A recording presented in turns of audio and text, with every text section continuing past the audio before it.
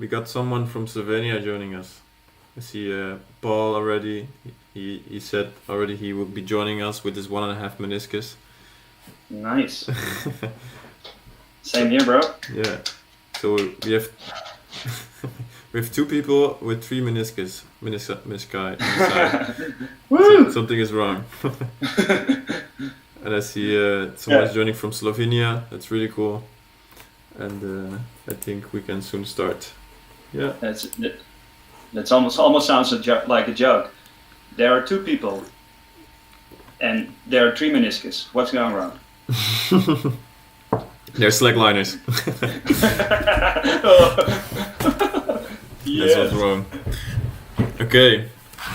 I just got the green light from Miliana, and we'll start the presentation. Okay, let me prepare. Can you make yourself a little bit bigger? Me, myself. Well, you're gone now. Yeah. Right. So. Yeah. Ah, nice. Okay. Welcome everyone from wherever you are, behind your computer, staying at home. I'll start by introducing myself. I'm Daan Nieuwenhuis. I'm a physiotherapist from the Netherlands, and I work in a rehabilitation center for people that have a spinal cord injury.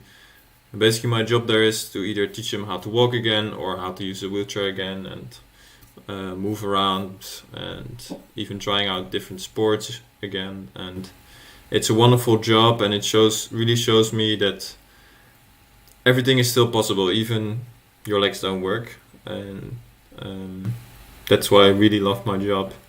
And I think also with slacklining, even though you might be missing part of your meniscus, it's still possible to slackline forever.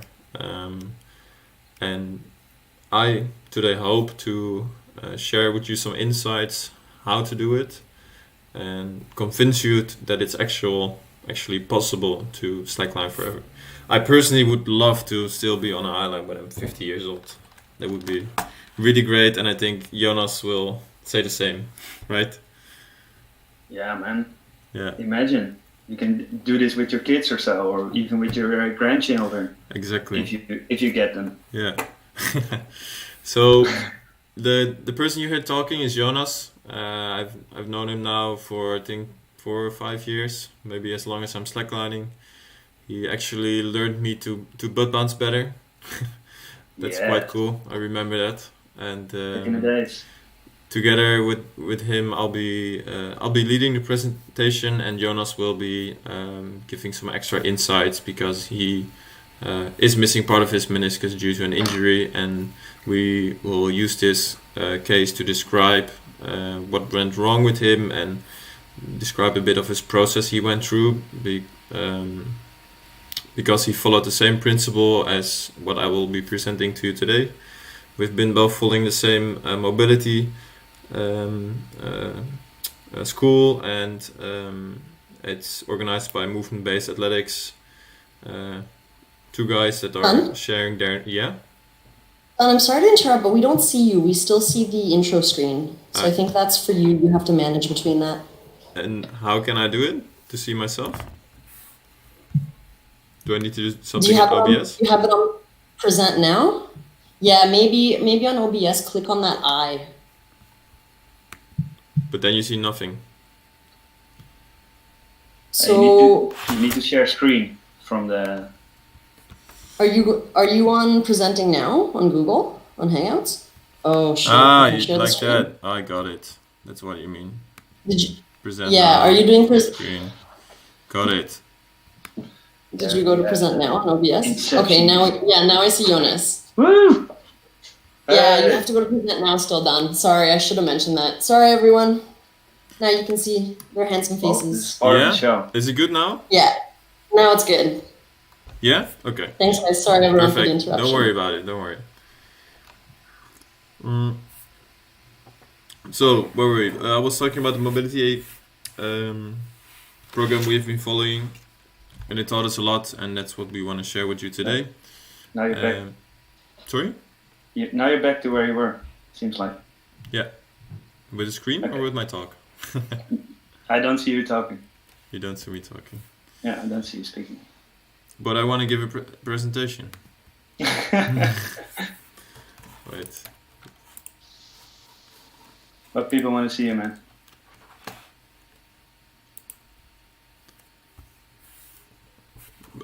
Can you press on yourself? I don't see myself. Yeah, in it the doesn't right make top it corner. bigger.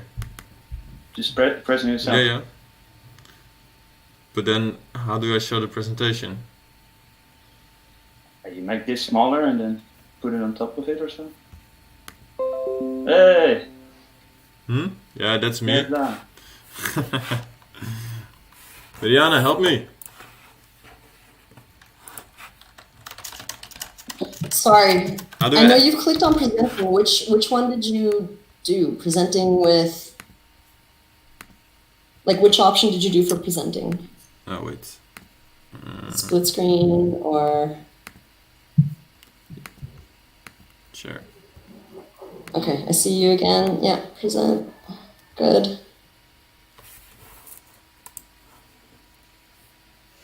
No, that's not working.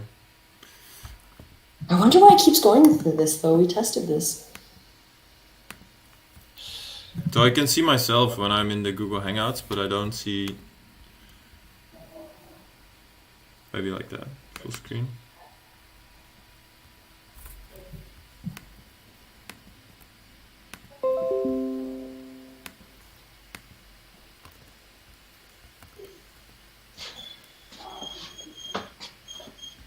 Sorry, man, I have no clue what to do. Okay, right now the screen's good because it's your PowerPoint. Yeah. So you can go ahead with that, and then when you're done the PowerPoint, just like close it and we'll see you again. Yeah, but I need the PowerPoint to tell my story. Yeah, of course.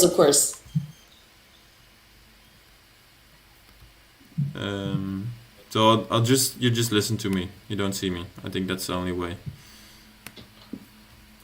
Let's do it like this now for now.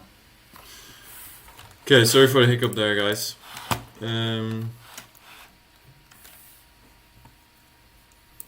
Just need to listen. You won't see my face. That's all. It's not that important to see my face. So, second, I want to thank Mariana. You just heard her trying to solve this issue. She's been my guinea pig now for a while because she has one operated knee and one knee with patellofemoral pain syndrome, and that came from definitely overload training, and that's a classic problem of being your stoke to being way too high. And yeah, we'll share a bit more about that. So what I want to say is the journey to healthy knees or fixing your knee problem, it's not something that's fixed in 1 week, and there's also not one way to fix it, and it will take a while with their ups and downs. And for Jonas it took quite a while, I think. How long did it take for you, Jonas? Well, I'm 5 years further now, and I see every year as an important step in my progress. Yeah, so it takes a lot of time to be back up on your old level.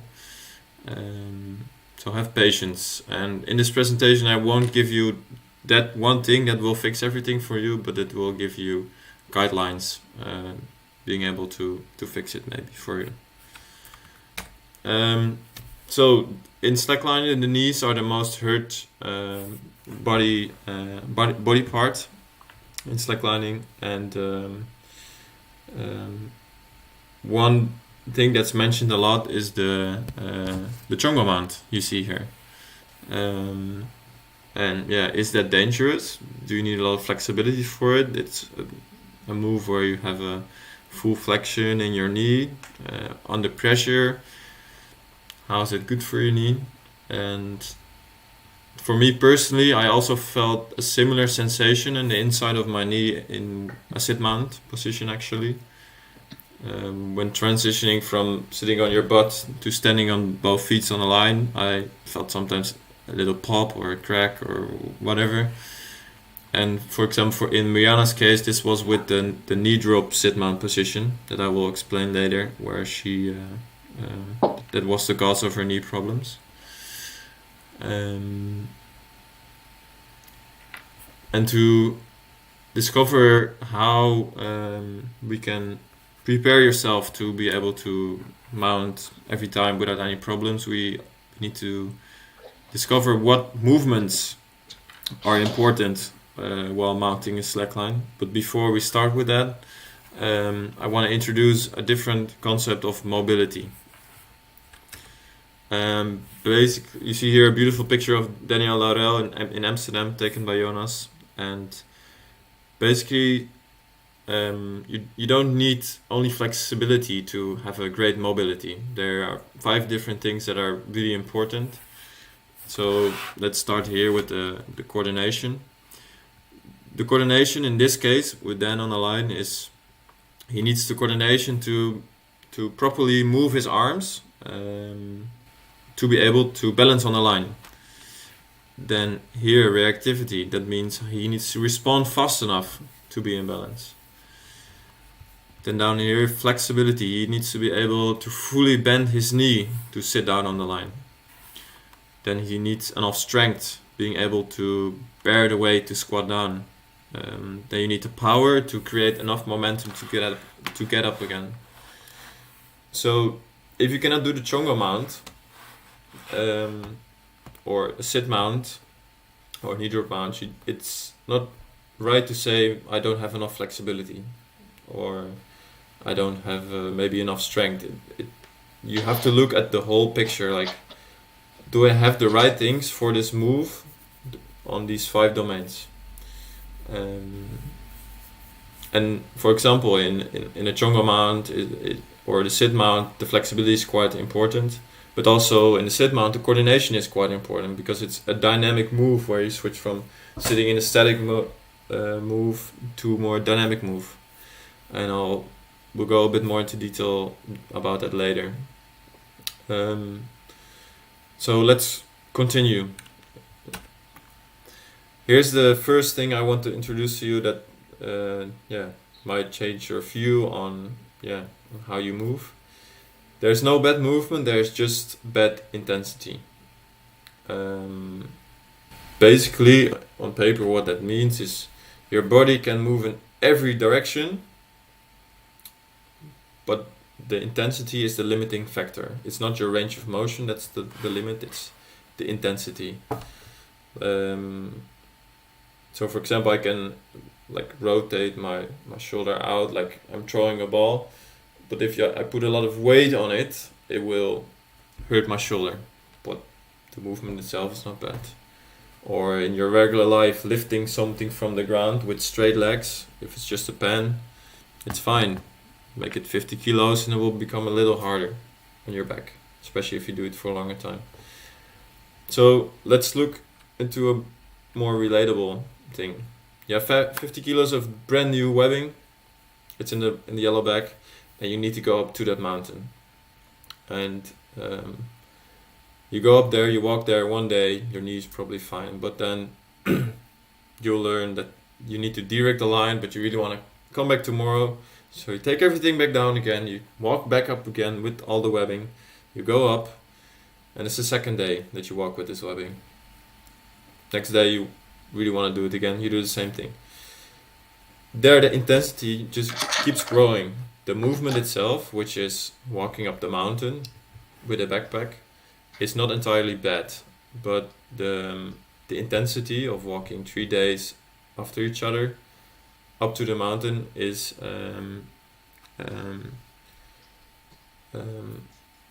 something that will create an injury.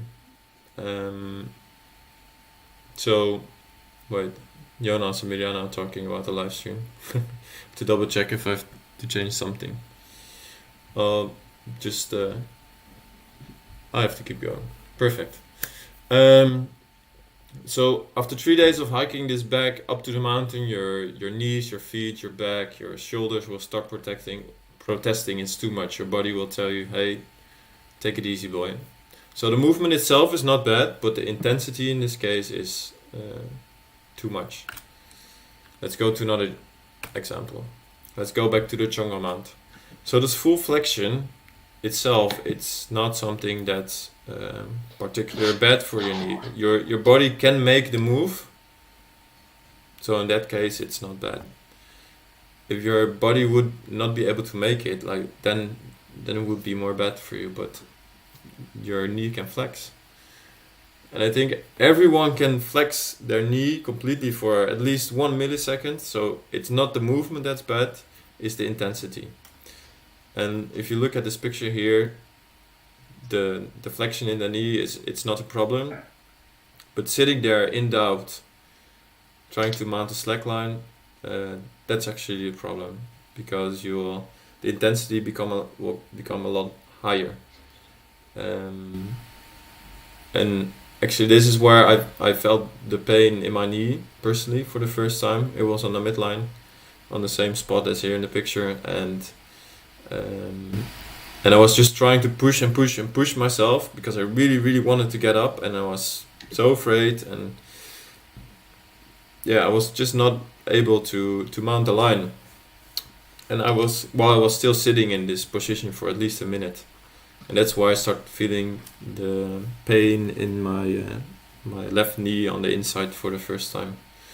And I didn't listen to it because I felt it on the line, but I just wanted to keep going because I really, really wanted to do it. Here's next funny example. Here you see a Sherpa and two dudes walking up a mountain. The Sherpa is being cool about it. He's smoking. He's carrying your slackline gear. He's walking on flip-flops.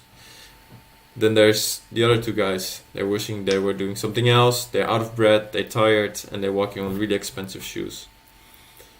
For the Sherpa, this is fine. The movement itself has no problem. I think these guys can actually also walk 5 minutes up the mountain with the exact same gear of the Sherpa. But the intensity for them is different. After 5 minutes they will be exhausted and their body will start to protest, but for the Sherpa it's actually fine. So in theory everyone can do this movement the Sherpa is doing, but not for the same intensity. So how do we explain this? For this I want to introduce you to the following term, which is called anti-fragile. And basically to explain it better I need to explain the other terms first. So when something is fragile, or you think something is fragile, or you can act like something is fragile, it becomes weaker under stress, or it breaks under stress. It's like a wine glass. I also worked with patients in the past with for example chronic pain, and I heard people say they think their back is fragile and their back will break a lot faster or get damaged faster. I actually had one patient that said to me, I have broken my back once, now I will break it faster.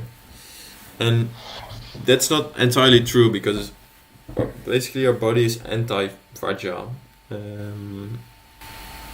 But first, explaining you what is robust. Robust means it doesn't break in a lot of scenarios, but there's of course a limit to it. Like a stone is robust, you can throw it around, but it doesn't change, it doesn't become stronger, and it also doesn't really become weaker until you put a big hammer to it and it breaks. So there is always a limit to it, but it doesn't change. Then we have anti-fragile. Something is anti-fragile when it adapts to stress, and it can even become stronger. In humans and nature are anti-fragile, and in humans this can be either physical or mental stress even. We can adapt to it.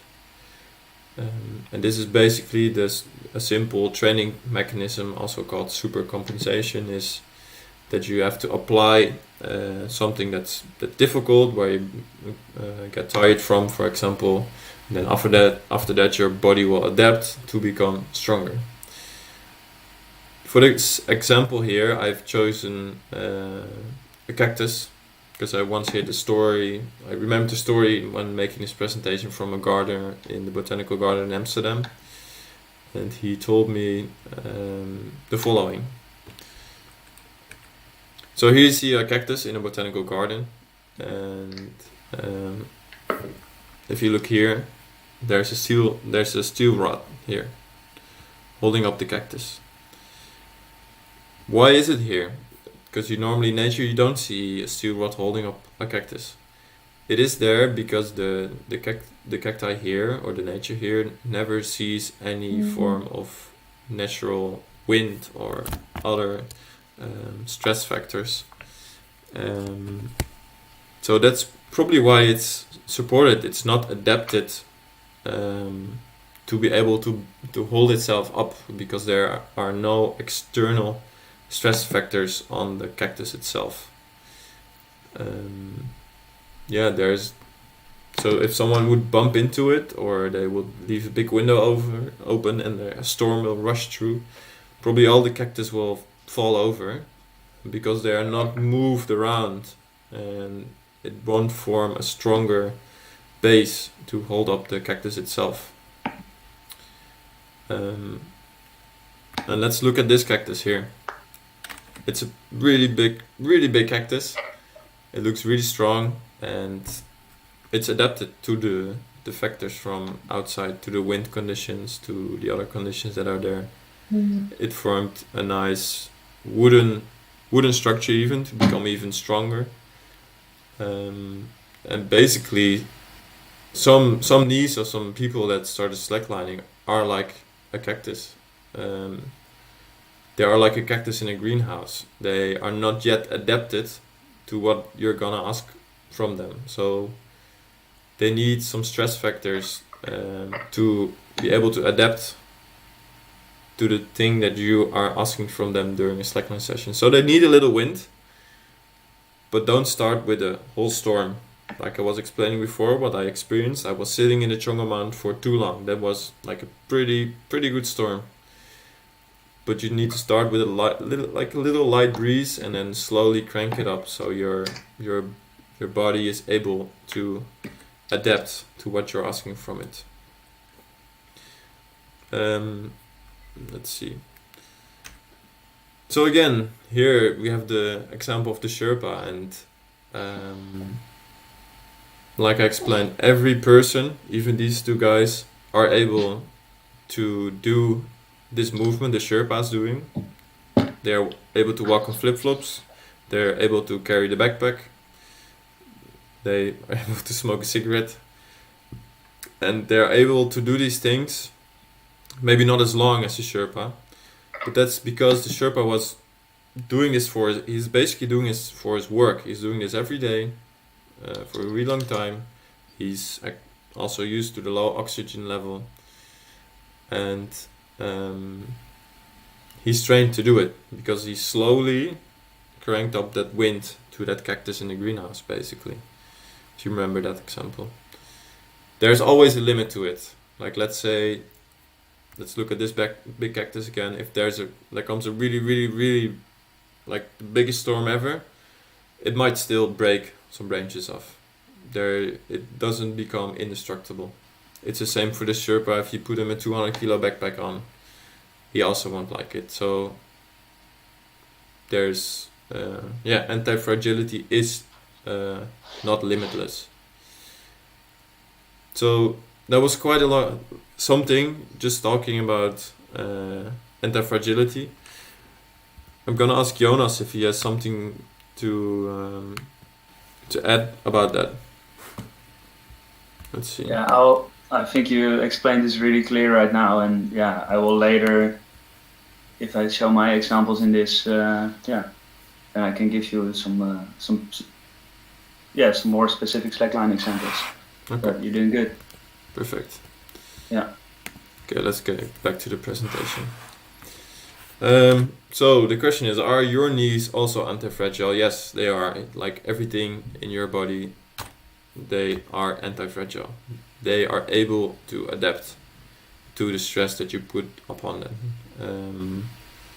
And later, Jonas, like he said before, he will talk a bit more about he went from thinking his knees were fragile to being able to mount again. And also you can think about many of your slackliner friends probably don't have the problem with a Chonga mount or any other mount in their knees.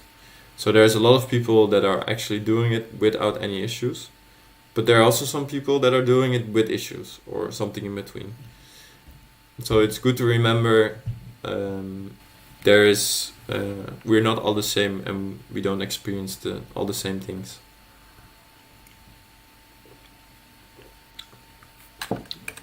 Okay, so now it's time to dive a little bit deeper into what movements you are actually making while mounting. I split them up in a static movement and a dynamic movement. First, what we have here is the sit mount, and I put arrows and text where you can see what. Put 2 knee flexions. I see now. Well, that you can see what movements the body is making. So let's look here. I'm gonna get my mouse here. Let's first look at the right leg. As you're sitting up straight, you need to be quite flexible and a little bit of flexibility in your hamstrings and your back. There's a hip rotation, external hip rotation. There's a hip flexion, that means your knees going up, and there's a little abduction, means your hip is going to the side. Then, where did my mouse go here? Then look at the right knee, it's flexed. And as you look closely, if you look at the feet, the foot of Jonas, it's a little diagonal on the line, which means there's probably some rotation here in the knee. We call it exo rotation to the outside. Then let's look at the left knee. There's knee flexion, but not a lot. So basically, these are the movements that are in a static sit mount position. And what the nice thing about the sit mount is when you are sitting on the line, you're waiting for your focus, you're waiting to be ready, is that this position is not really, the intensity is not high in this movement itself. So that's the nice thing about the sit mount. Let's look to the dynamic part about the sit mount. Is your weight will shift forward. The flexion on the knees, both knees will increase, they will become bigger, and there will be here in your right knee is an increased flexion, and as you can see here, a little bit of rotation. The rotation itself, it's not something that's it's bad, like the movement is not bad, but the intensity might be something that's might feel a bit funky about after a few tries of the sit mount. And for me personally, this transition with the rotated knee gives a clunk feeling in my knee, and that feeling or that sound itself, it's not bad because it's basically your meniscus moving over. But Jonas can describe that feeling maybe a bit better. Right, Jonas? Do you have anything to add to that movement? Yeah, well, it's because it's dynamic movement. It's not so bad as like a static movement, but still, it's like for me as well. It feels like there's some pressure on it, especially because I don't have yet the full mobility to do it like super clean so my lower leg is a little bit twisted out. And it's actually on that picture my meniscus is broken, the knee you see. I wasn't able to do this, but now because of some training I come closer to this again. Okay, that's really nice. So what Jonas is saying is like he keeps the intensity low on his knee, and then it's perfectly fine for him, even with his broken meniscus. Yeah. What is important is try to remember these movements and these pictures for later in the presentation. So keep them in mind. Maybe we can include them at a certain moment, because it's nice to see them back. Show them. Yeah. Let's go back to the next one. It's kind of also a sit mount, but then they call the knee drop sit mount or a regular knee drop start. So what you can see here is there is hip rotation to the outside, to the inside, internal hip rotation on the left hip. There is knee flexion here on the left knee, and there's maybe a little knee rotation, tiny bit on the left knee. Then on the right hip, there's like not worth mentioning knee flexion here, little rotation even, and there's hip flexion, abduction, and a little bit of a rotation. It's basically almost the same as in the regular sit mount, but the dynamic part is a lot different compared to the sit mount in this mount. We go to the other position of the static knee drop mount, is where you have a full knee flexion, maybe a tiny bit of knee rotation, but mostly the knee is completely bent, and you're sitting on top of your shin. Same. So what is in here, and compared to this and this, is that this position is comfortable to sit in for 1, 2, 3, 4, 5 minutes. This position might become a little awkward about 20-30 seconds in. And definitely. Yeah, and the intensity is high. The movement itself is not bad, but the intensity is higher if you stay longer in it, because your body is not particularly used to be in that position for a long time. Mm-hmm. For most people, there are people that are sitting on their knees the whole day. They'll probably don't have any problem sitting in this position for a longer amount of time. No. But that's just because they are doing it in their day-to-day life. So then for the dynamic move is where you roll over from here to this position, or from this position is where you put your right leg on top of the slack line. Let's first talk about the rollover, where you roll onto your shin. Your weight will shift forward. There's an increased flexion and maybe a little bit of rotation in your right hip here. And then on what's happening on the knee is you need quite a strong knee to make your knee like really rigid, or else there will be some extra rotation, extra flexion, and maybe the pressure increase, and making it dynamic might give you a little awkward feeling in your knee above from like a click or something. Itself is not bad, but again, to come back to the story of Miriana, it's a good moment to give that example, is where she had one operated knee, and then she was like, yeah, but I really want to go to this highline and do this project. So she went practicing a lot, and she was like, yeah, let's go for the knee drop mount. That seems like a quite a safe choice. The problem here was that she was too stoked. She was really stoked to practice it, and she did about 200 of these rolls going onto her shin, and that's how she got pain in her other knee as well. So here the movement itself is not a problem, but the intensity in this case was too high for Miriana. And that's why you also have to be careful with the quite safe knee drop mount. Yeah, although personally for me it feels like this dynamic knee drop mount has the least intensity from the options that you've talked through now. But yeah, this is like personal as well, yeah. Of course. Yeah. And even though the intention is like really low, 200 times is still a lot if you have never done this before. Exactly. For this leg. Yeah. And so the benefit about this move is that you go from a static position, you make a short dynamic move, and then you sit kind of in a static place where you can stand up again.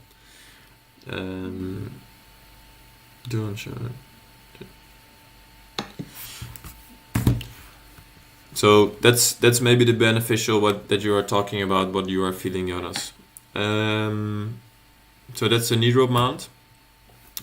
Then let's go to the fear of every slackliner, the jungle mount. This is me in 2017. This is the line where I also heard I'm not sure if it's actually this moment, but It's the same line where I hurt my knee for the first time a little bit. And what you can see, there's like a super big flexion, like there's flexion all the way. It cannot go really any more further. And there might be a little rotation. You see, it's I don't have a picture from the side, but my butt is really like a little bit behind my heel, which means there's a rotation in there, and anatomically looking, there should be a little bit more pressure, so a higher load on the inside of my knee. Again, itself is not a problem, but if you're not used to it, it might create pain in this area here. And then there is hip flexion, abduction, and external rotation. And of course, you can make this more comfortable if you don't have the rotation in there, but then still you need to be able to do the full flexion.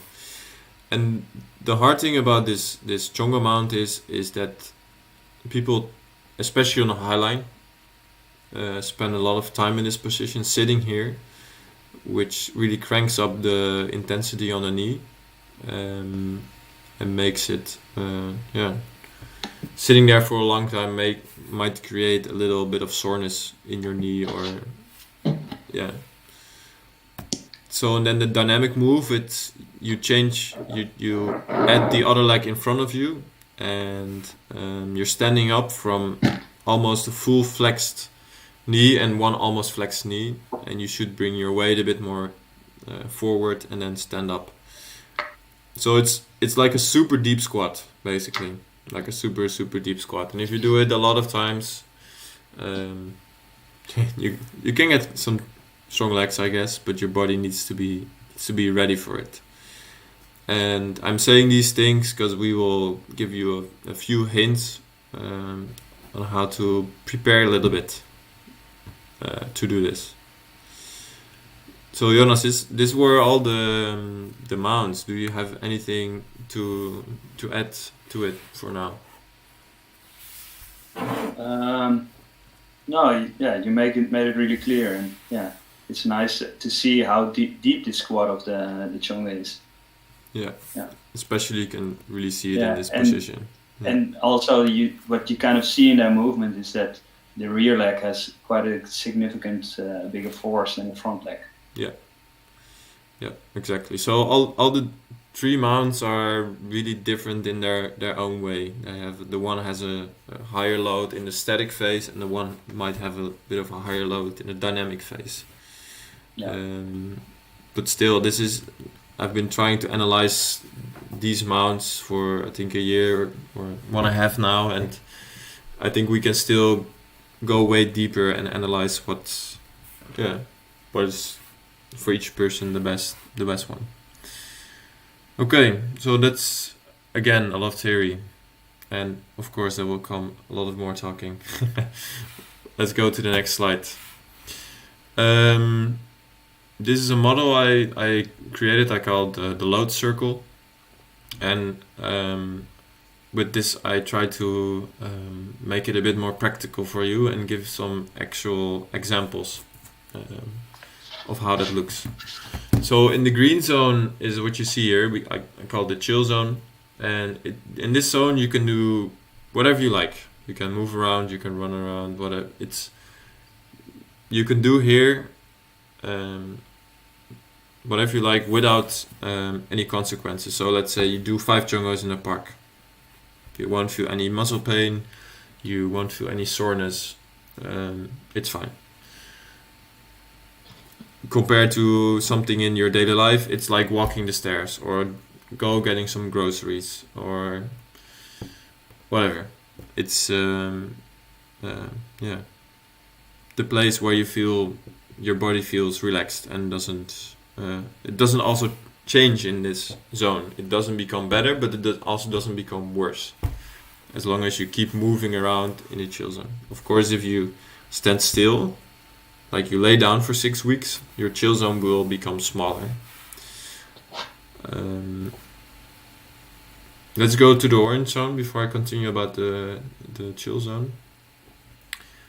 The overload, it's not really overload, it's not too much, but it's the zone where you start putting a bit more stress on on your body. Basically, it's what I explained to you before. It's like we call this mechanism supercompensation. You need to give load to your body or to your heart and your lungs to become more efficient, for example. And it's the zone where you train. Let's say it's trying your first midline for 10 minutes. You will come off, you feel exhausted, also feel super stoked because it's your first midline. You might feel a bit of soreness in your legs. You feel tired. That's perfect because it was not too much and it was not too little to not come out of the chill zone. Because you need to be in this zone to actually become better in something. However, if you're spending too much time in this zone, when the load is too high or the intensity is too high, so let's say the load in a different example would be a heavy backpack. The backpack is too heavy. You will slowly move towards the red line, the tissue failure circle. The tissue failure circle would be try sitting in a chongo mount for 30 seconds for 15 tries. And remember, this is for a beginner highliner, someone is just getting into it and maybe doesn't really have very flexible knees. Another example is, let's say you fall on your elbow hits the ground, the bone will break, for example. This is where the tissues will start to protest. They will break. Your tendon might tear. That was quite an extreme example, but I think you'll get the point. The zone of tissue failure is where you get like acute injuries. While you're sprinting, you will feel a pop in your calf muscle, and the calf muscle has a tear in it. That is this zone, like it's acute injury. And so to talk about the chill zone is, I said, if you stand still in the chill zone, if you just stand here right in the middle, the chill zone will slowly become smaller. However, if you keep running around like on the circles, maybe hop over the overload into the overload zone, get back in your chill zone, move over again, get back in your chill zone. Your chill zone will become bigger and bigger. Your body will feel comfortable with doing more harder exercises. You will become more comfortable with doing more chongos. Doing 5 chongos might become 20 chongos in the park. Trying your first midline will become half an hour. And so that means also the zone of the tissue failure will also expand, and you will be less prone to injuries. So not to stand still in the chill zone, that's important. And one important quote here is, use it or lose it. So now we go to Jonas. He will talk a little bit about his own injury. I cannot show Jonas talking himself without showing this picture. I think maybe Jonas, you can first tell a little bit about these pictures we are seeing, and then I'll switch towards you.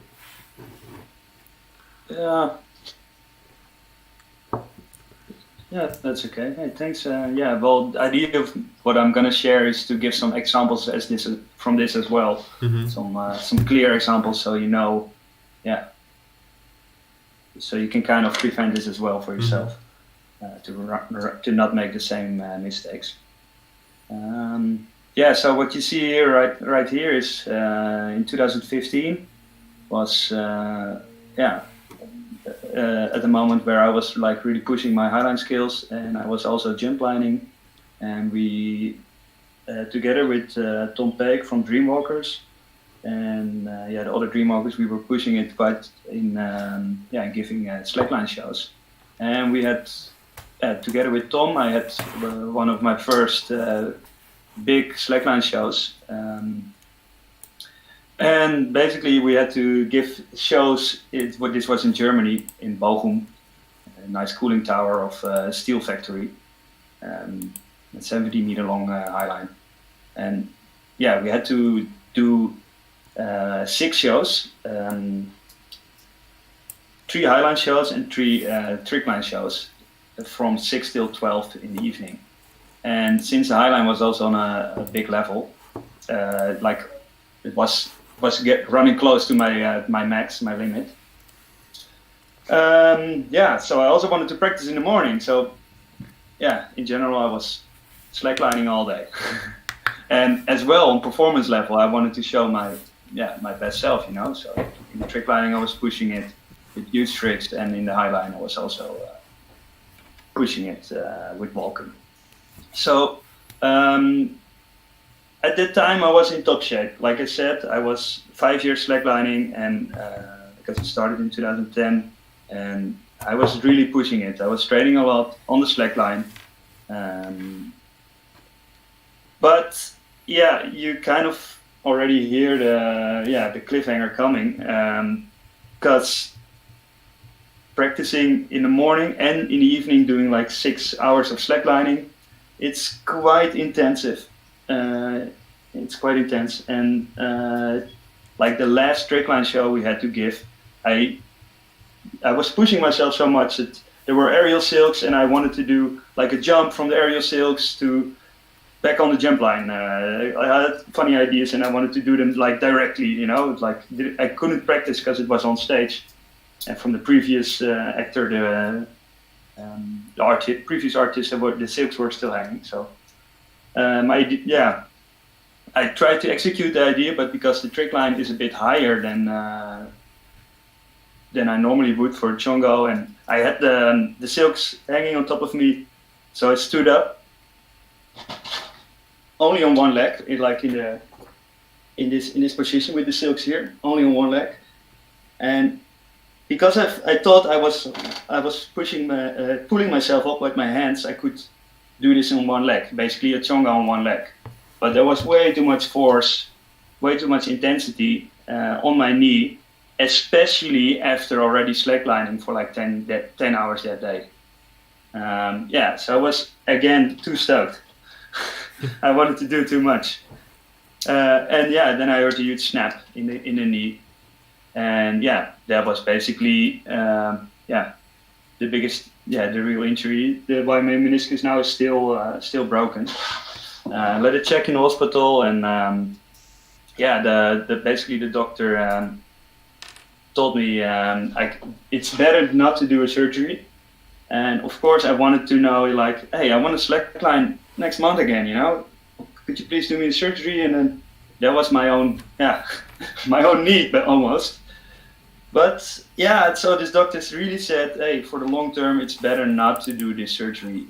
Better to, go training and practice a lot in other stuff. And of course, it's not really what I wanted to hear. And at that time, I didn't know how to train and what to practice. So, my conclusion that I personally draw at that time was like, okay, well, I can train, but to train, I need to go on a slackline again. So, I wanted to do, we had a nice film project in France upcoming. Maybe you can show that picture. Yes. It's from On 1 Inch. It's a nice slackline movie we made with Dreamwalkers. Jonas, give me 1 second. I have to try something. Toevoegen. My conclusion at that time was, okay, I need to slackline, and this is trainable. So I need to learn what I did on my right side, because I was chongoing with my right side. I need to learn it on my left side. So I learned how to chongo on the left side, and you can see that on the picture. I put as it on well there. when it's coming. There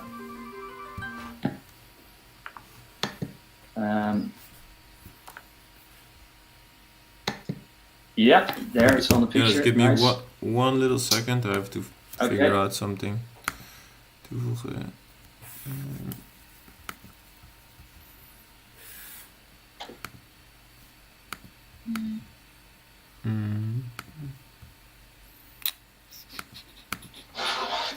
And we can do both, right? That would be nice if it's working out.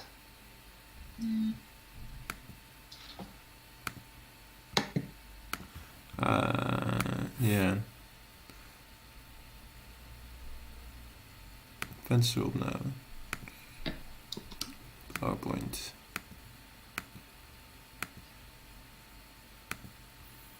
Okay. Yes. Okay. Yeah. Yeah, but you still don't see me because it's probably because I'm still in the. Let's turn this camera off here.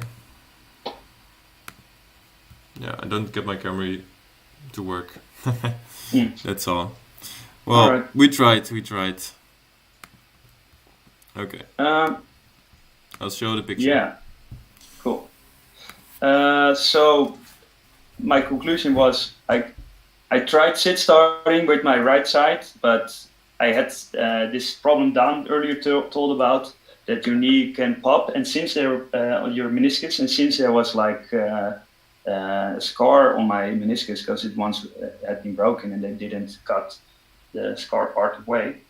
It really felt weird every now and then to do that, and I couldn't do it. And my conclusion was I shouldn't do that. So I drew another conclusion. It's like I should do everything on my left side, and because I might get injured, I should do as less as possible, just enough to not get injured. But so I was kind of thinking that I was like fragile. I was believing that because of practicing, it would become worse. And it's like one big problem, mistake I made, because of course, if I practice only the same, like thousands of knee drop mounts, of chonga mounts, in the way how I did, because that was also very, a bad example of how to do a chonga mount. But I'll come to that later. Where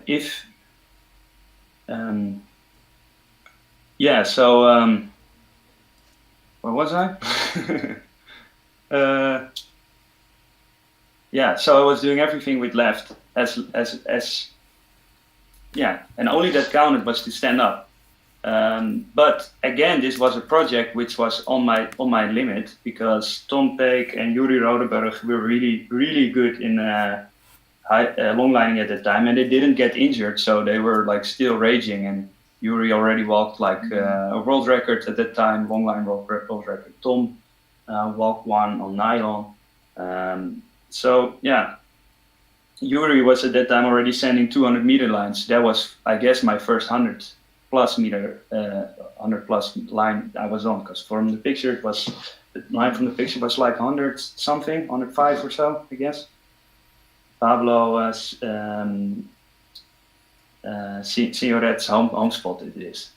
But that's a side note.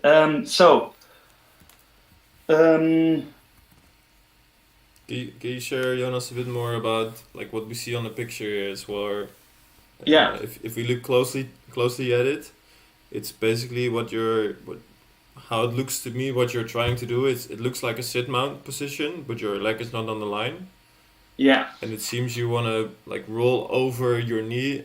So that's what I did. Your butt comes up on your heel, so it's a dynamic because these rotation. lines were so big. Yeah, these lines were so big. I didn't want to put my foot behind me because that created more sway, and I didn't like the surf at that time.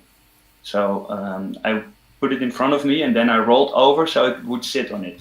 So my whole body weight would go in this position. And I also heard from people, hey, you should put your knee outside for a chonga mount. Then it won't get hurt. But the problem with this hint is that it's like put your knee outside is totally can implement. For me it's a different meaning than for you. Yeah. And what I was doing is making more extra rotation in my lower leg, causing more stress on my meniscus. And I thought that was good at that time, so. So maybe let's look at the next picture here, where you actually were sitting. Yeah. And like you're saying, there's a lot of rotation in your knee, right? Yeah. Yeah. But especially in a dynamic moment, from sitting on my ass to sitting on my foot, there's a lot of force and stress on my knee. Yeah. And at that time, because my chill zone was really small, because I thought I should not practice these mounts too much, because they might injure me. But yeah, then you come to this nice project and you're there for a week. This line is up for a week, and it's a line that's actually challenging you, 100 meters something line. And it's the first time you walk on a 100+ meter line, and there's a camera on you. So of course I wanted to show my best again. And yeah, then all of a sudden you have like a huge overload. And yeah, after that week, so it was in south of France. It's like it's like 12 hours of driving to the Netherlands. And when I entered the car, when I left the car after this long drive, my knee was locked. I couldn't move it anymore, the left knee. And I already had the injury from 7 months ago on my right knee, and my left knee was locked. I couldn't use it anymore. It was like, fuck, what is this? So at that moment I made a conclusion, hey, this is not possible anymore. It's like I should better quit pushing myself in these projects, because it's asking too much from me. And I thought it was like a permanent thing at that time. But yeah, if I look at this back now with this overload circle you created, it is mostly because my chill zone was too small. I didn't practice it. I didn't do any other stuff next to the slacklining. Yeah. So the very monotone practice. Yeah. And yeah, therefore it caused irritation on my knee, because it was doing the same all over again. So what you're saying is here, in that week you were spending a lot on the border of overload and tissue failure, instead of you were on the zone between chill zone and overload. Yeah. And that was mainly because you were also talking about there were cameras and there was a big line and I was really stoked, and that had a lot of influence about the way you approached being on the line, correct? Mm-hmm. Yeah, true. Yeah. So there you can see external factors have a lot of influence as well. Like same story with Miriana, how she wanted to go to a certain project that was in a certain amount of time. Like you have to keep in mind, like sometimes your body cannot go as fast as your mind want. No. Yeah. And yeah, good to add in this is that when I went to the park, I had no irritation at all, so there was no problem. Mm-hmm. It was only when I went out for a week of sessioning, because then I would make the same, the intensity would be a lot higher, and yeah, there was really this overload. So you can say my chill zone was like, let's say 5 or 10 chonga mounts on my left side, like this in a session. Mm-hmm. And overload was already like doing that 2 days in a row. And now I was doing like maybe 30 tries in one session, or sitting also really long, because I was kind of scared to do it again, because it was kind of hard. 4 days after each other, so that was definitely like hitting the right spot, the right marks. Yeah, cool. That's quite a clear story, I think. How your injury happened, and before we can go more into what happened after that, we'll quickly go to the next slide. Here is, what do we want to give to you now during this presentation, because we don't want to leave you basically empty-handed. Well, I think we didn't leave you empty-handed, because we also shared a lot of knowledge that could help you in life while treating your injuries and how you look at them. For me, it's really, I have the opinion, like if you have a knee injury now, I'm 100% sure you can still slackline. But if you really want to be on a high level slacklining a lot, you need to do something for it. You need to keep up the intensity when you're off the line, basically, what we're saying here. And also a little tip is that you could reduce the intensity while you're on the line, so you don't spend too much time in the orange circle of overload. And keeping up the intensity of the line means that you are spending a bit more time in the chill zone, running around across the borders, and maybe even going a bit into the orange one, the overload zone. So your chill zone becomes bigger and your body is more ready to do the really specific movements we talked about before when you are on the slackline. I will give you a few hints to reduce the intensity on the line, and me and Jonas together will give you some tips to keep intensity up of the line. And Jonas is here more experienced in because he actually went through this process of discovering himself, what can I do to keep up the intensity. To reduce the intensity on the line is what you could do, for example, is like really don't spend too much hour waiting in a static position, and mostly that's either the chongo mount or the static knee drop mount. I'll quickly grab them here. So that's this position. Don't spend too much time in this position, and don't spend too much time in this position, because it's probably a movement in your knee that your knee is not really used to. But if you are at home eating your breakfast every morning for 10 minutes with the full flexion of your knee, it's probably fine for you to spend a longer amount of time in your chongo mount. Yeah. And that's basically about keeping the intensity up. That's a really good one. Yeah. That's why I'm sitting now. Exactly. Like this.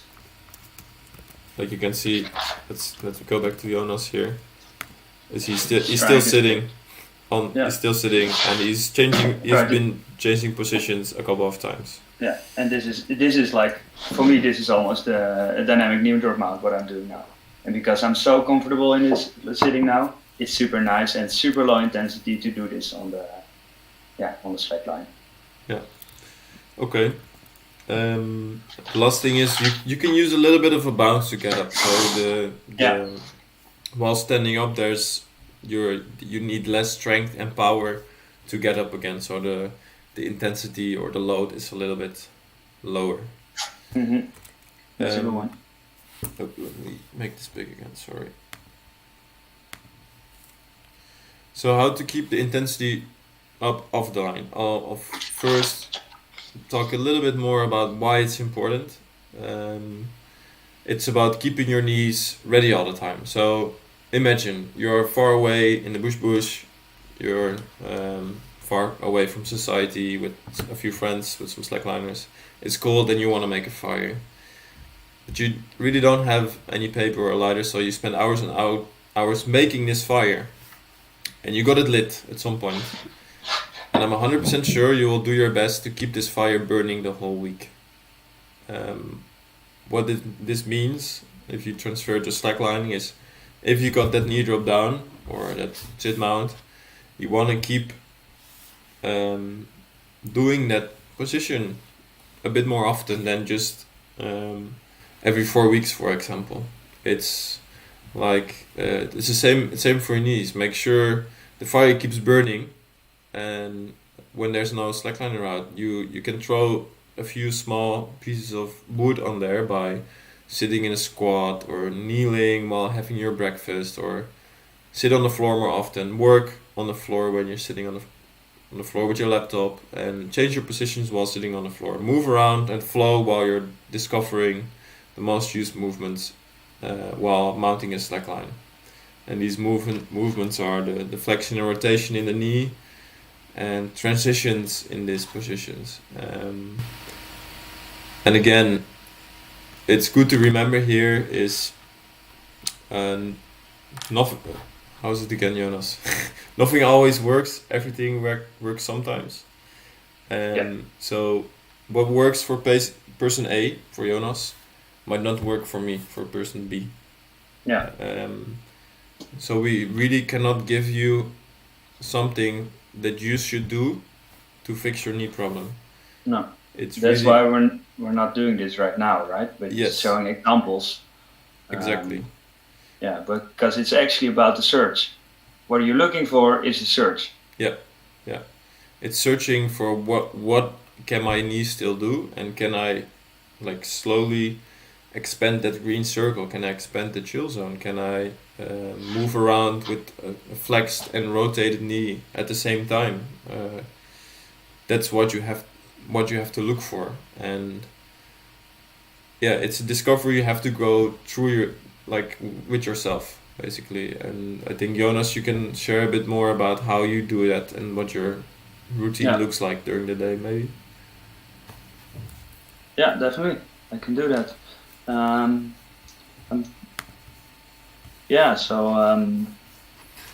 If I go back to my own timeline,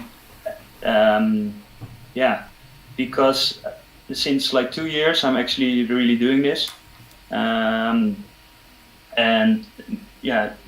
every year like this year, the last years, I would say, first year was really like to find out what I can still do and to realize that I can actually still do these things. And I'm lucky enough to have found that the knee drop mount for me gives the least stress on my body, so it's the best to do for me. So I can still slackline, but just to give some examples, especially when you've been injured. First, you're not only training your body, but you're also training your mind into understand that you are actually able to do moves, and it's not per se that by trying them you directly get injured. So therefore it's really important to go slow, as Daan already mentioned.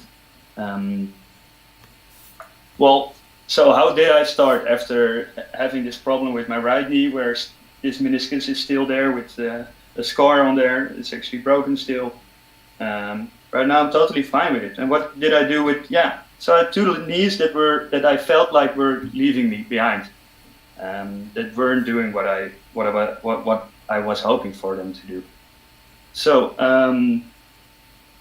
what helped for me was just really in the beginning to do really basic movements, and for like a minute, and just without too much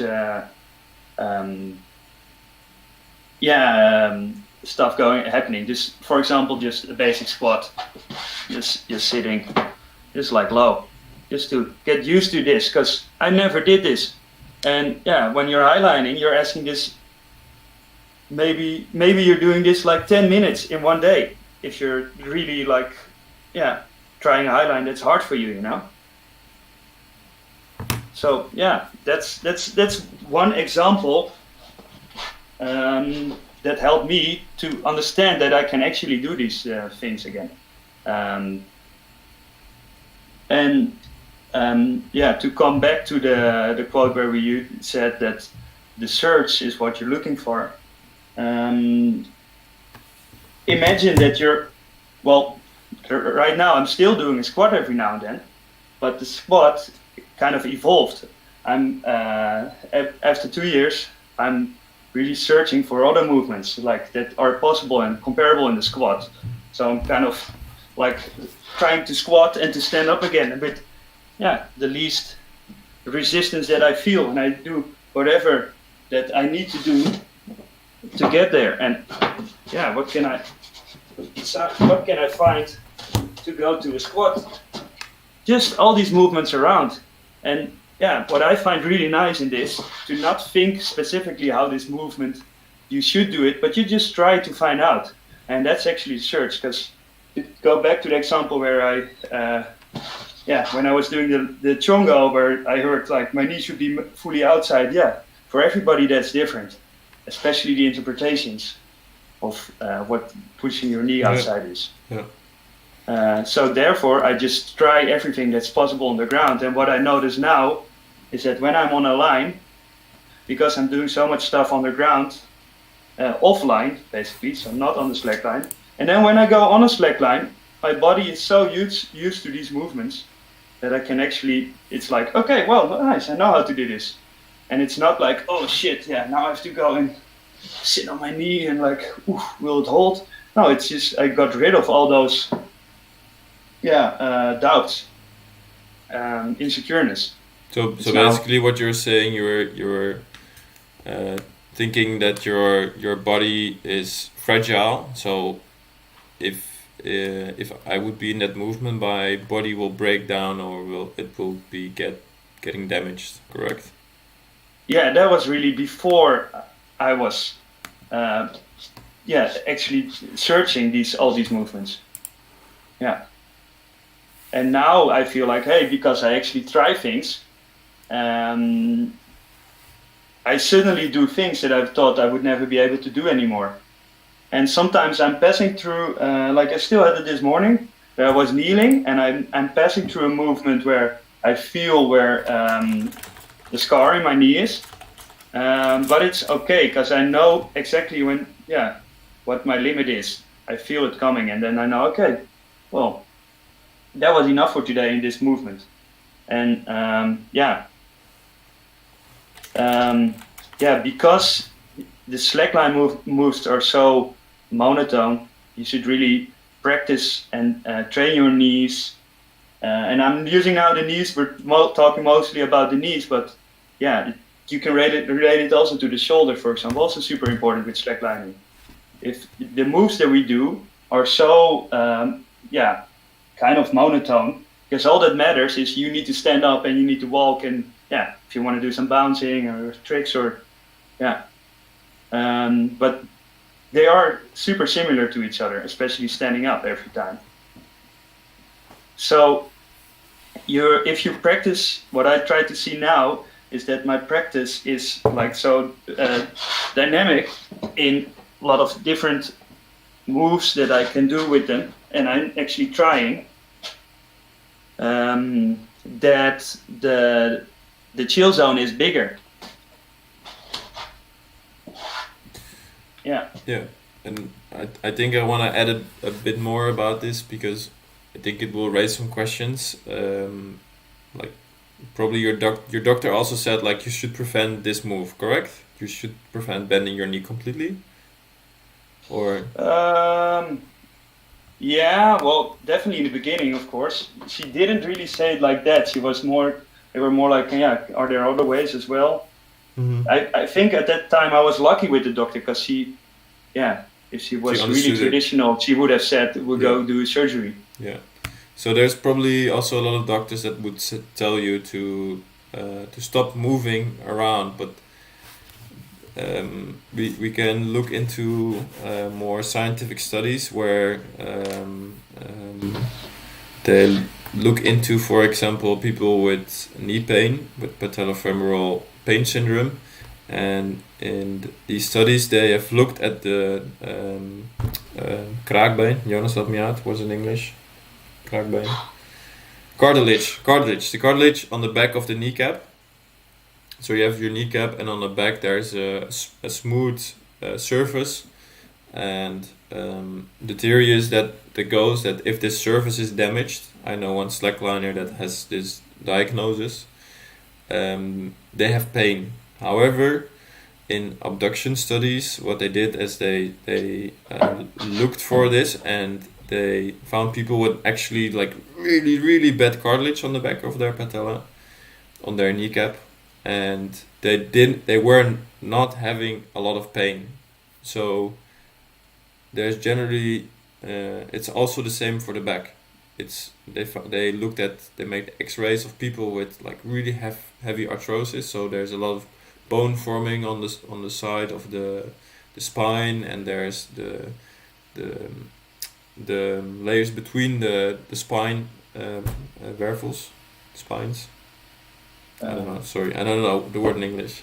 Vertebrae, where they decreased, and these people with really bad backs on a picture, they were not in a lot of pain. So there's a lot of evidence that the actual tissue damage, what we call it, is not actually being painful or harmful to your body. So in your case, Jonas, you have a torn meniscus, but it should not be the reason to have pain in your knee. It just gives a little awkward sensation and a bit of insecurity and a funky sound when you make a certain move.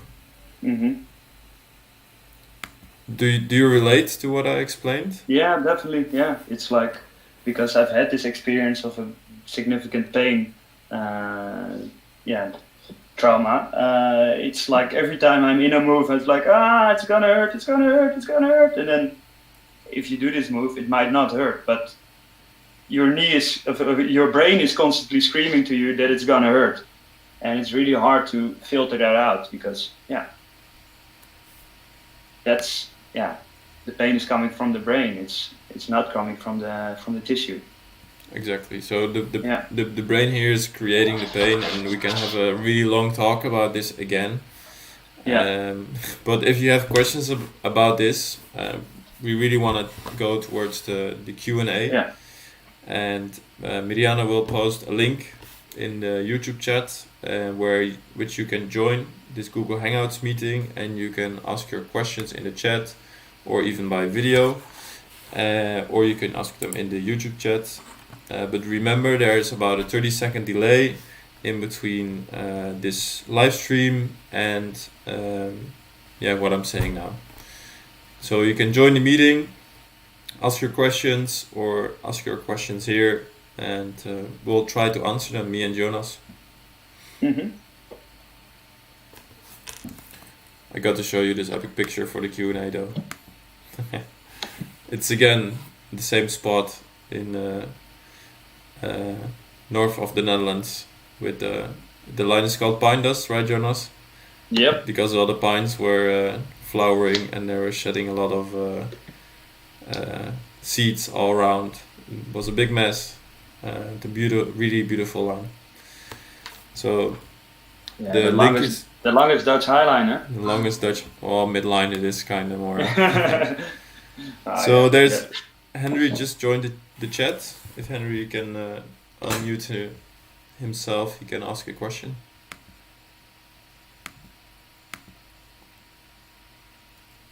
I'm also looking at the chat on YouTube if there are any questions to be answered.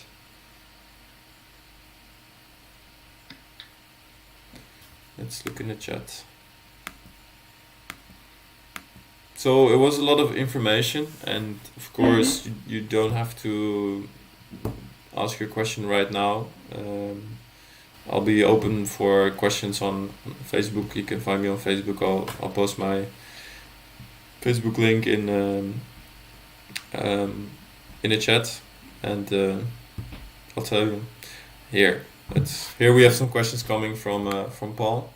So Paul, I actually, to be honest, I don't know. I think I saw in Turkey a Russian guy. He looked like 50 years old, and I didn't hear him having any pain in his knee. So yeah, that's about what I know. I also met a guy in Germany, I think, at an NRA Slackline festival. He was also looking not anymore in his 30s. Also, I don't know, probably didn't have knee pain. But of course he also didn't tell me. So I don't know this fun fact. It would be funny to look into it. Maybe the ISA can help into this. They of course do the study of the demographic survey. Maybe they have actually some details on it. Then there's a question from Brad. Brad, what we explained before is we don't want to give you a certain exercise program because, like what we just discussed before, there's not really one thing happening inside of your knee that should be fixed. It's not only your knee should become stronger. But if you feel like, hey, my knee should become stronger, you can look up on YouTube some exercises. But mostly what we advise is to be able to be ready to mount slackline or to mount a highline is that you should discover all kinds of movements while your knee is fully flexed or rotated. Do you agree, Jonas? Yeah, and standing up and going down, and try to find in these movements the most easy way for you, because that's what counts. And but exactly. just go out and play in these movements. Can you find like 5 different ways to stand up? Yeah. That could be a thing. And of course you can also do for a longer time, like I already showed you, the squats, for example, like move like that, or just kneeling. Yeah. So the goal is here to expand your chill zone, basically. Yeah.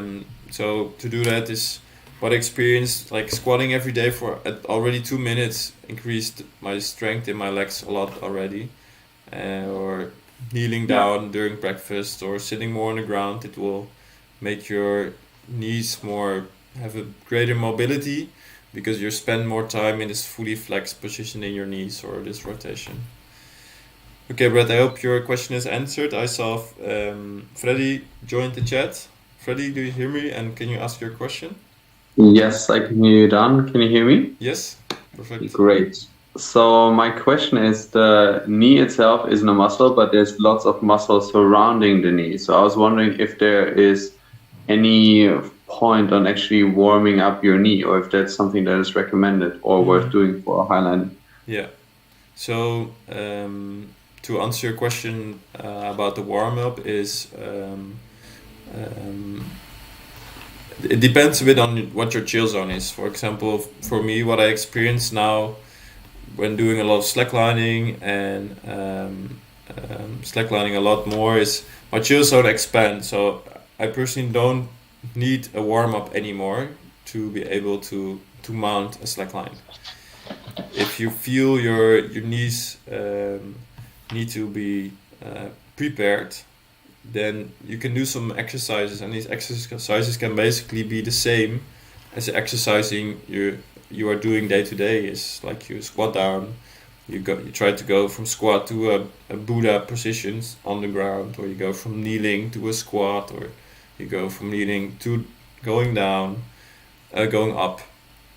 So it could be beneficial for you, but it's really something you have to experience if it works for you. For me personally, I don't need a warm-up anymore because my chill zone is bigger. So I'm already in a comfortable position where I don't need to prepare myself for such mounts. Okay, great. Thank you. Jonas? I can add my personal warm-up or opinion on this. And I do have to say, before I was practicing, I felt like I needed more warm-up. Now, since I'm doing a lot of mobility exercises and exploring my knee joint, for example, and my shoulder joints, I just like I prefer to use them a little bit before I go on highline. Just also as well for my brain to understand, hey, these moves are okay that you're gonna make, and then it's not only a warm up for my physical part, but also my mental part is that I know it's fine. And therefore I think warm up is really nice, and I just try to do a variety of things. Just try to kick them a little bit, shake them a little bit, do a squat. But I would say it's like max 1 minute or so. It's not extreme warm-up. Also because most often you're walking around a lot on mountains, and if it's like really cold, then it definitely changes something. You want to be warm, Mirjana, you want to say something? Since I'm beginning. So, Freddie, I've had chronic knee problems for a really long time, actually longer than I've been slacklining, and they were all past injuries, and then my large amount of stoke for slacklining really caused these problems to get worse in some ways. And I once heard the saying that motion is lotion. And so I always make sure to slack. If I don't feel like doing a full warm-up, at the very least, I do some simple knee circles, and I have a link to something that I can show you that helped me inspire the knee warm-up that I do. But I find that I crack less. I find that if I end up, wiggling and jiggling in some weird position, my knees feel better. And then as well, after my slackline session, my knees definitely feel a lot better. So no, it's not a muscle, but it's definitely, there's a lot going on within your knee that you want to bring some more fluidity to, and just explore a different range of motion as well. That I find helps a lot in terms of knee care. So yeah. Great. Thanks, I'll- Brianna. Yeah. Thank Good. So, Thank Freddie, you. is that's a good answer to your question? Absolutely. Okay. Thank Perfect. you, all three of you. Yeah. Most welcome. Welcome. So let's see. Also, I think Henry is here. Can you hear us? No. Okay. Then we'll continue the question of Frank. There might be the delay, you know. No. Okay, so there's a question from Frank in the chat. What mount do you recommend for someone with tight hamstrings and a tight lower back? Flexibility wise, I would go for a Chongo mount because you only need to be able to flex your knee completely. It's the same basically for the knee drop mount. The sit mount might become a little harder because the movement from the static part towards the dynamic part to standing up is quite difficult. You need some flexibility in your hips and your back a bit, but like mentioned before, this is something we're still trying to figure out. What's the best move? What's the best mount for if you have a tight this or this or a painful that? That's still research that's going on. But this kind of, if I see this question, kind of reminds me as well on the chill zone. Your chill zone is not so big on stretching your hamstring and having a low, using your low back. So I would rather not directly go to a mount that is the best. I would rather invest time in moving more in movements where where it's important to use it. So don't try to see your body as one whole. It's. I heard a nice quote today. Soccer you do with your arms, volleyball you do with your legs. If you don't choose where you're gonna stand and where you're gonna run, with volleyball, I'll choose with your legs. Only then you can do a nice move with your arms. So it's really like a connected system, and you should see this as well. Try to practice more on the ground and do things that are actually scary for you because you feel like your hamstring is tight and your back is like, oh, it hurts when I'm here. But actually go try out things where you use it, and because that would be more important to do than just finding a way that that works. No, try to expand your chill zone. I think that's a good recommendation, Jonas, to especially for you, Frank, is sit down on the floor more, kneel more, try to squat more, and then you will do more movements that are close to mounting a slackline, basically. Yeah. I hope that answered your question. If you have any follow-up question, please feel free to send it in the chat. I think, Henry, it finally worked for you to join. I don't hear you. God damn it. Your mic is not on, you're not muted, so I think there's not a good microphone input. You could also try it in maybe on your phone, on Google, to click the link. Maybe that would work. Oh. Now you're unmuted.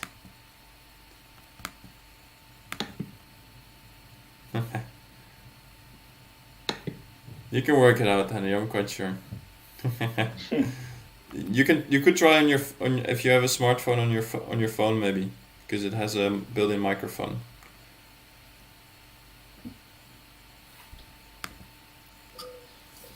How about now? Yeah, there you are. Hey, Awesome. Okay, tell us, Henry. hey. Guys, I caught the tail end of the talk. It was really good. Perfect. I really like the idea of squats. I was wondering about your guys' opinion on pistol squats, because that's something that I think is really good for building all those stabilizing muscles in your leg, but at the same time, it can be really hard on the knees. Yeah, exactly. Yeah, it's a really nice example. Yeah. Thanks for bringing it up. Yeah. So I'm wondering if maybe I had the idea in mind of maybe doing some kind of assisted pistol squat where you're squatting and you're putting more pressure on one side, using more muscles in your leg, maybe using bands or something to assist your lifting, but doing most of the work on one leg. Yeah. So to answer your question, there's basically what we discussed in the beginning of the presentation. I think that might already give an answer to your question. Is I don't know if you got that part. There's basically no bad movement. There's only bad intensity. So a full-on pistol squat, if your knee is not used to it, it might be a little bit heavy on your knee. So what you're saying, you could make it less heavy by doing it assisted. That would be an option.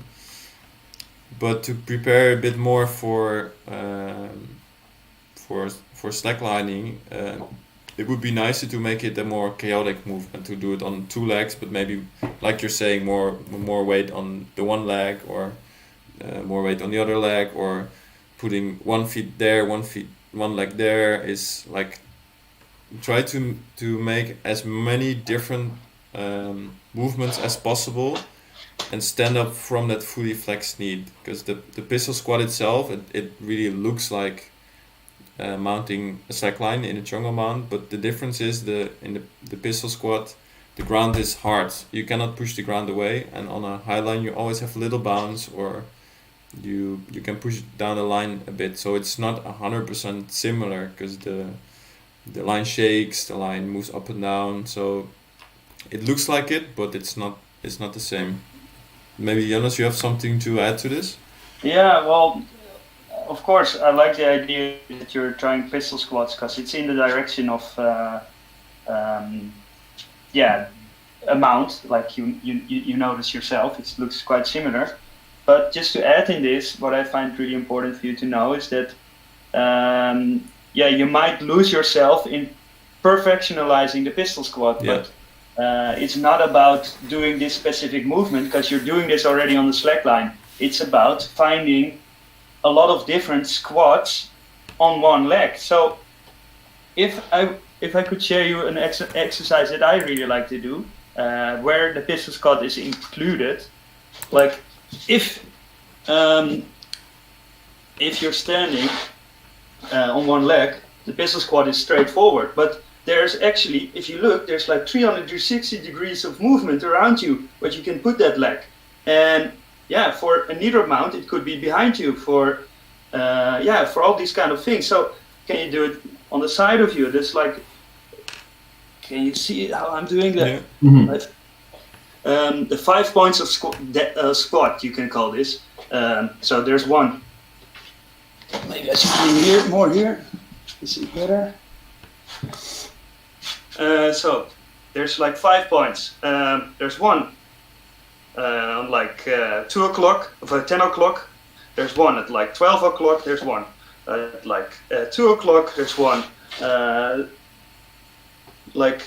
next to you at like 3 o'clock. There's one at like 6 o'clock, and there's one at like 9 o'clock. All these different positions you can do squats in, and for your knee, that's way more interesting. For your whole body, it's way more interesting than just only the pistol squat, because then your intensity will be huge in the same position. And if you do all these things, it's constantly a bit different. So, yeah, I think that's really a nice example of why you should keep on searching these possibilities, and not only try to perfectionalize the pistol squat. Yeah. And another example for myself, I can maybe do one pistol squat on my one leg, maybe two. But in the same time, I can do the exercise Jonas just showed. I can do it all the clocks, 5, maybe 3 or 2 at one time.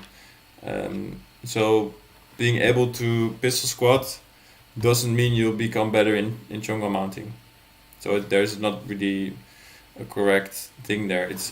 The goal is to search for your whole mobility. So not focus on one certain thing, like Jonas says. Like make it big. Okay. Yeah. And did you see the picture of Jonas on the presentation about keeping the intensity up off the line? I can. Yes. Yeah, I got that. So where you see him, he has a flexion in his knee, and he has a rotation in his knee, and his back leg is like a kind of a knee drop, and like that's a position you can really, you can go and discover all these kind of positions. So if you watch this live stream back, you could go back again towards where we analyze all the different kinds of mounts, and you try to remember, hey, they did knee flexion, knee rotation, hip flexion, and you'll try to move around yourself and look or search for the boundaries in this movement. And this way, doing a movement with some force behind it, with some where you need strength for it, your mobility will grow and your knees will become stronger. But one thing I would like to add on this, like as a just to make sure it's like super clear that I call this example of these 5 points.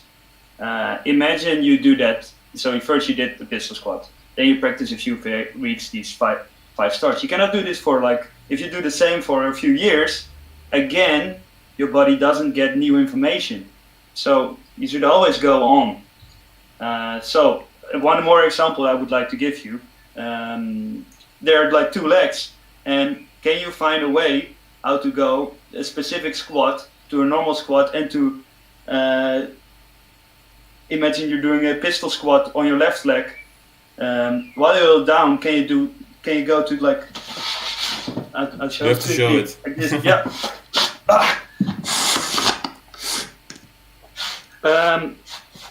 So imagine you're doing this squat here, and you're going down, and you can look at like add this one to it, and go to this one, and turn it. How can you find ways to? Yeah, so it's constantly searching for these movements that are new. Okay. So that's how you can make it like harder for yourself. In the beginning, it can be a bit organized, but personally for me, it works a lot when I'm just trying around. And I think you had a nice example of that, Daan, for highliners. The movement, you mean, or no? How people learn to highline? That there are different ways. Yeah. So basically, there are highliners that need someone to count down for them, and they stand up. And there's also people that need complete silence and complete focus. But there's also people that need super pumped up music and need to hype them up themselves. So it's for everyone. The way they learn on their first highline, it's different, and it's the same with your knee exercises and how your body works. It's different for everyone. Yeah. So Henry, it's a big answer on a small question. I hope you got something useful out of that. Yeah, thank you. Perfect. Good luck with your training. Thank you. Okay, there are no more questions coming in the chat. I saw Frank told us that he was doing already some deep squats, and Frank is a friend of ours, so we'll probably talk to him and try to teach him how to mount and makes his hamstrings a bit more flexible. And it was great having you today, and it was we hope that we gave you some tips to take home and use them.